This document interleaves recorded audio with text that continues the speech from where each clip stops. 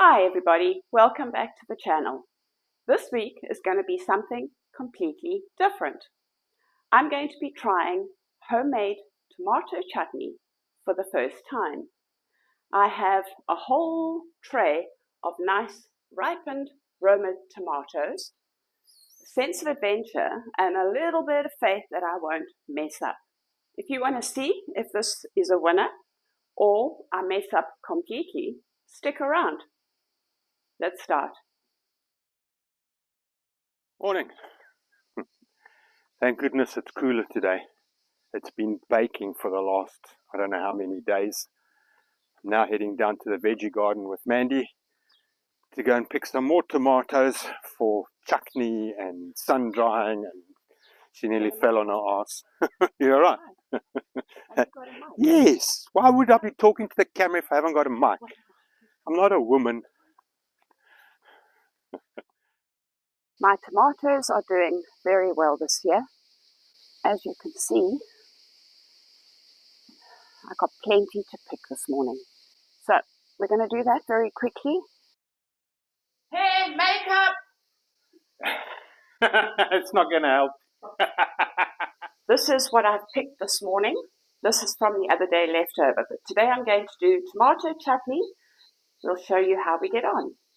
Right, all I've done with the tomatoes is just taken the core out and the end.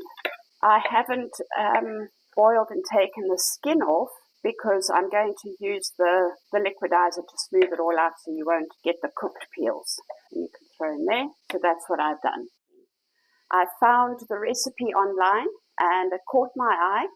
Now that we've got a surplus of tomatoes, I'm going to give it a whirl. So you've seen me chop the tomatoes. I've done it very roughly. Clive doesn't like skin, cooked skin on a tomato. So what I will use is one of those liquidizers just to smooth it up towards the end. So the recipe calls for 4 pounds of tomatoes.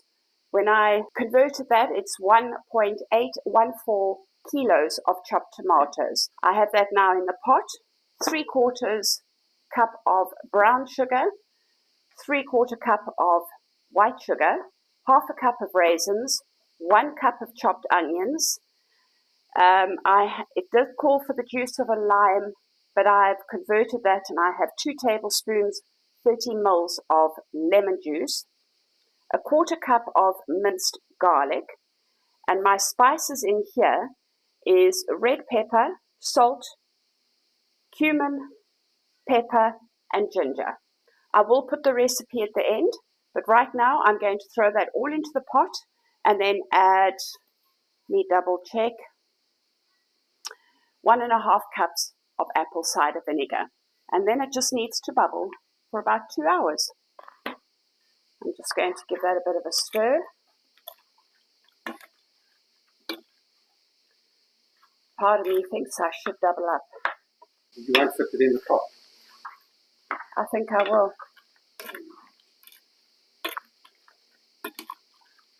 Let it hubble bubble, boil and trouble for a few minutes. So you doubled up. It's going to boil over. No, it's not. You don't boil it, you simmer it. Okay. For how long? 3 hours? So the chutney now has been on the boil for almost 3 hours. It is getting quite thick. I think it's got another 10, 30 minutes to go, and then I'm going to liquidize it.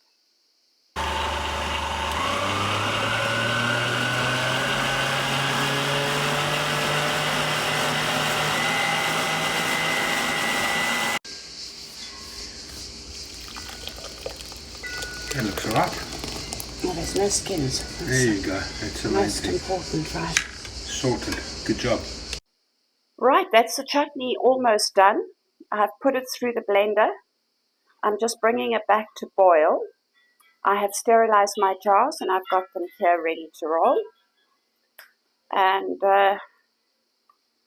I can tell you it tastes delicious. It smells divine. I did end up doubling up on the recipe. My pot wasn't quite big enough.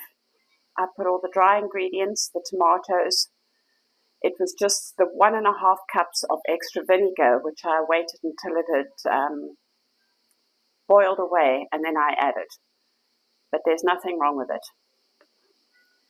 It's nice and thick. There's a skin. Process of using my hand blender, that broke. So I had to bring out my big machine and use the glass liquidizer.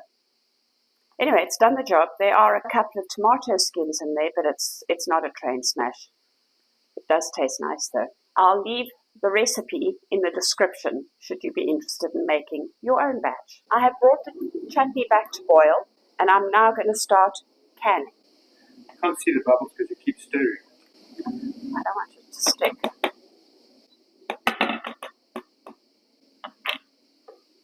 Okay. I'm working cack-handed now.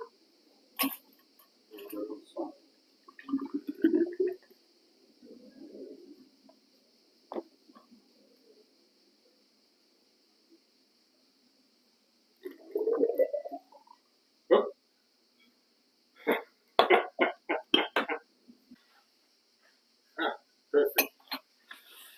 Once I've filled it to the top, I'm just going to wipe the rim with white vinegar in case I have any spillages on the side. And that's it, upside down to cool down.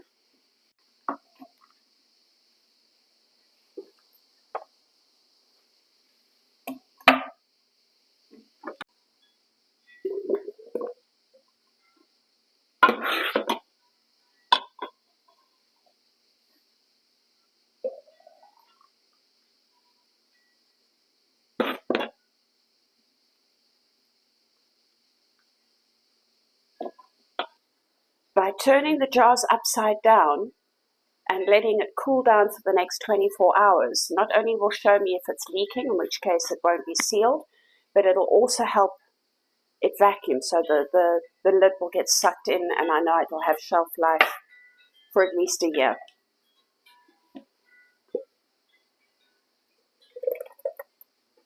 There won't be enough here, but this will go straight into the fridge and get used once it's cooled down. All that effort for 4 bottles. And there it is, my very first time at homemade tomato chutney. Honestly, I'm a little surprised at how delicious it has turned out. Let me know in the comments below if you've ever made chutney before and how it turned out, and whether you think there's any other spice I should add to this for a twist the next time I make it. And if you enjoyed this little kitchen adventure, don't forget to like, subscribe, and hit the notification bell so you don't miss out on what I'm trying next. Take care. Ciao.